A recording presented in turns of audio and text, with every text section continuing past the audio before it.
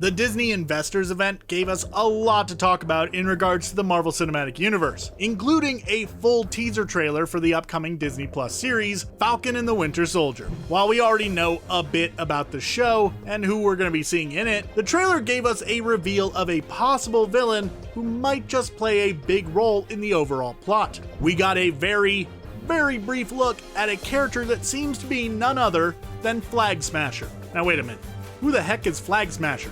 What could this mean for the series? Luckily, that's exactly what I'm here to talk about. I'll take a look at Flag Smasher's comic origins, and what we might expect to see them do to stand in the way of Sam Wilson and Bucky Barnes moving forward. Let's go ahead and dive right into it. So, okay, before we get into Flag Smasher in the show, let's first lay down a bit of a foundation of knowledge about the character by taking a look at their comic origins, so that I can better lay out how I think the show might utilize them. Flag Smasher, aka Carl Morgenthau, first appeared in Captain America number 312 back in December 1985. The character was envisioned as a sort of anti-Captain America, whereas instead of being overly patriotic and all, hooray America, woo, go team, Flag Smasher stood against all of that, seeing nationalism as a barrier to true world peace. Anyways, Morgenthau was born to a rather wealthy and powerful Swiss family, which included his banker-turned-diplomat father. Due to his dear old dad's profession, he spent a large part of his youth traveling the world, granting him a rather unique worldview, while also hampering his social growth, as he never really was able to fit in any place because he was constantly on the move. Through it all, however, Morgenthau began to look up to his father, who genuinely strove to achieve world peace through unity,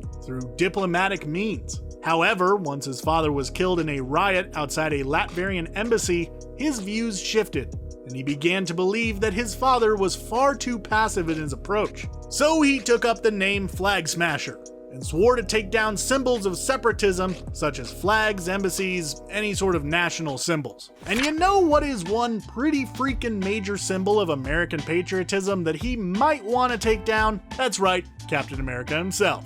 And he certainly tried on numerous occasions, though he was never really able to match him one-on-one due to just kind of being a regular dude, which led Flag Smasher to join forces with a group called Ultimatum that shared similar goals as him and allowed him to enact even more complicated and devastating plans.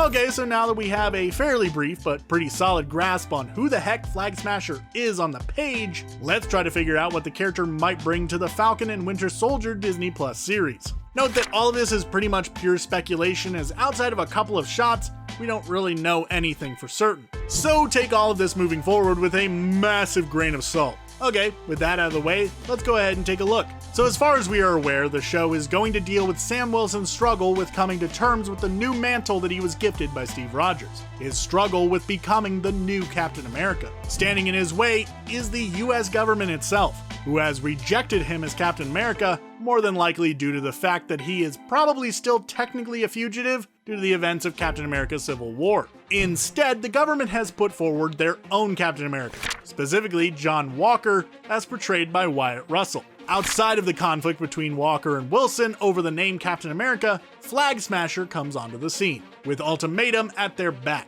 hoping to strike when the symbol that is Captain America is at its weakest. So despite the differences between the two, Wilson and Walker must ultimately team up to fend off this villainous faction that seeks to bring harm to the both of them. Meanwhile, there's Helmut Zemo. He's out there and free once again and seeking to continue his vendetta against the Avengers. He will more than likely find himself teaming up with Flag Smasher and Ultimatum, lending his strategic mind to the younger anarchist organization. Of course, Zemo will largely just be using the group, not really caring for their political ideology, only really caring about his vengeance on the heroes. Naturally, that will come back and bite him in the butt, however, as they will probably wind up betraying him in the end, as nobody really likes being used. And if I had to venture a guess, we will see Sam Wilson and John Walker fighting together. The two of them will develop a mutual respect for each other, and John Walker will instead take up the name US Agent. Of course, that's just one way that things could go. Whether or not it is what's going to happen, we'll just have to wait and see. If Flag Smasher is anti-patriotism and nationalism and all that, what are the chances that they might not be against Sam and Bucky, but actually straight up against the new government-sponsored Captain America? So instead of teaming up with John Walker, maybe Wilson will team up with Flag Smasher. Just a thought.